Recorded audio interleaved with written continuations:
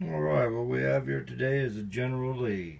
Radio is peaked, it is tuned, has a super modulator swing kit installed, and the radio is converted. It is a used radio, but it is in extremely good condition. You put the power switch, the RF switch on low, it swings dead keys a watt and a half, swings about 35.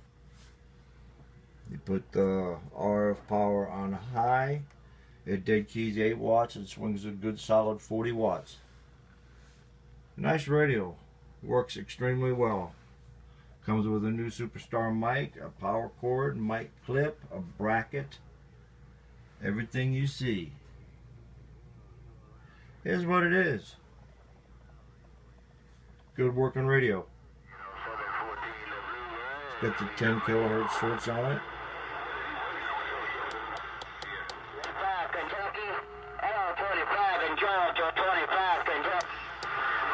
All works as it should. Nice receiving.